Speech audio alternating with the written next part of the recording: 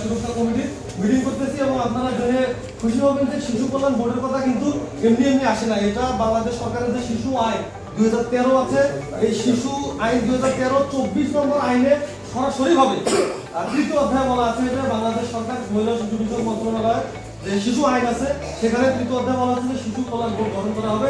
তার সচিবের দায়িত্বে আমাদের সমাজসেবা অফিসার ছিলেন। পরবর্তীতে তিনি যেহেতু মিটিংগুলো করতে পারছিলেন না, দায়িত্বটা হয়তো এই অনুসার সিজ করে শিশু বিষয়ক অফিসারকে দিয়েছেন। তো তিনি অবশ্যই একটা ধন্যবাদের দাবিদার যে তিনি যাই হোক মিটিংয়ে অ্যারেঞ্জ করতে পেরেছেন এবং আমরা সবাই সম্মিলিত হতে পেরেছি।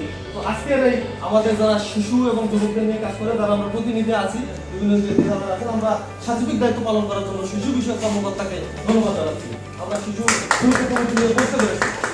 এখন আমরা যেহেতু শিশু সুরক্ষা কমিটি নিয়ে বসতে পেরেছি, কিছু প্রস্তাবনা রাখতে চাই, কিছু হচ্ছে দাবি রাখতে চাই। সেটা হলো যে বাল্য বিবাহ এবং শিশু নির্যাতন যে বিষয়গুলো আছে, আগামী মিটিংয়ে এই যে এ যাবৎকালে যতগুলো আমাদের রেকর্ড যতটুকু দেওয়া সম্ভব হয় দেবেন এবং এই যে 2 মাসে কতটা শিশুর বিয়ে হলো বা শিশুর নির্যাতন সংক্রান্ত তথ্যাদি বা কোনো শিশু ভায়োলেন্সের শিকার হলো, অ্যাডিউসের শিকার হলো, আমরা যেন পরবর্তী মিটিংয়ে শুনতে পারি যে এতটা শিশু বাল্য বিবাহ হয়েছে, আমরা এতটা বন্ধ করতে পারছি, পালিয়ে গিয়ে করছে, এতটা ফিডব্যাক যেন আমরা পাই। তাহলে পরে বিভিন্ন এনজিও ওই বিষয়টাকে আমলে নিয়ে ওই জায়গাগুলোতে আমরা হিট করে কাজ করতে পারবো। তাহলে আমি আপনাকে অনুরোধ করবো পরবর্তীতে থানার যে শিশু নির্যাতনের তথ্যাদি বাল্য বিয়ের তথ্যাদি এটা যদি আমাদের কাছে উপস্থাপন করা হয় তাহলে এটা আমাদের জন্য অনেক হেল্পফুল হবে। নেক্সট আমি যেতে চাই যে আমাদের এখানে ইউনিয়ন পরিষদের নির্বাচিত চেয়ারম্যানেরা আছেন। তো শিশুদের নিয়ে আপনারা বলতেছেন যে আগামী ভবিষ্যৎ নির্মাণ করবেন, যে আপনারা তো অনেক ধরনের বাজেট করেন। আমি কিন্তু কোথাও দেখি না যে শিশুর বান্ধব বাজেট হয়েছে বা আপনারা একটা বরাদ্দও দেন না যেখানে শিশুদের জন্য একটা সাংস্কৃতিক প্রতিযোগিতা বা খেলাধুলার প্রতিযোগিতা হয়। আমি আপনাদের কাছে অনুরোধ রাখবো পরবর্তীতে আপনারা যখন বাজেট তৈরি করবেন শিশুদের নিয়ে একটা সুনির্দিষ্ট প্রোগ্রামের বাজেট দিয়ে দিবেন, যাতে করে 10-20 হাজার হলেও হতে পারবে। টিয়ার দাবিটা আপনাদের প্রোটোকলে যা আছে দিয়ে যাতে বলতে পারি যে ইউনিয়ন পরিষদ থেকে শিশুদের জন্য একটা বাজেট বরাদ্দ দেওয়া হয়েছে।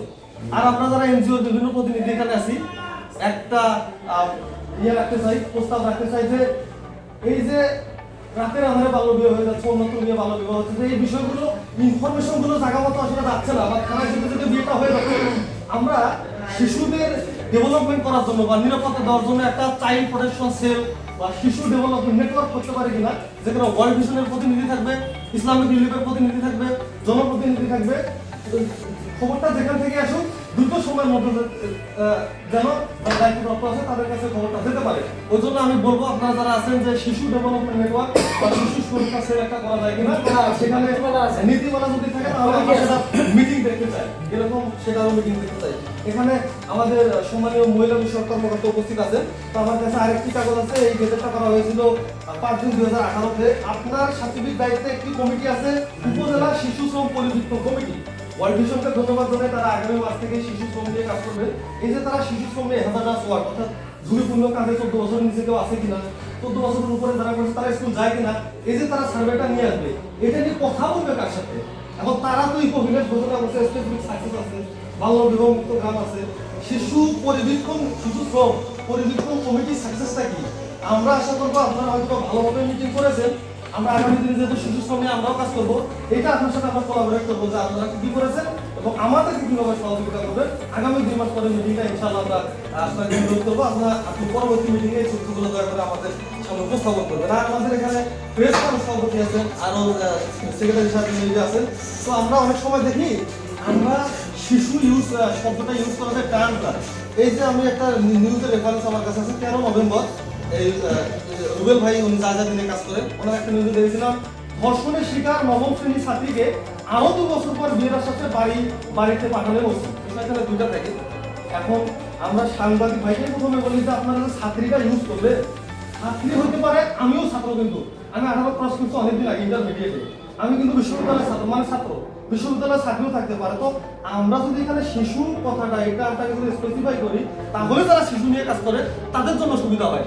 এখন যদি এইরকমটা লেখা যায় যে ধর্ষণের শিকার 9ম শ্রেণীর শিশু, তাহলে মনে হয় বিষয়টা ঠিক হতো। কাজে আমি বলতে চাই যেহেতু the boys and girls who are below 18 years old are considered as children, জানি সমস্ত শিশু অধিকার সংগঠন অনুযায়ী আমি সাংবাদিক ভাইদের অনুরোধ করবো যে আপনারা পরবর্তীতে কোনো মেয়ে শিক্ষার্থীর নিউজ আসে আপনারা শিশু বিষয়টাকে স্পেসিফাই করবেন, তাহলে পরে শিশু নিয়ে যারা কাজ করে তারা একটু বিশেষ নজর দিতে পারবে।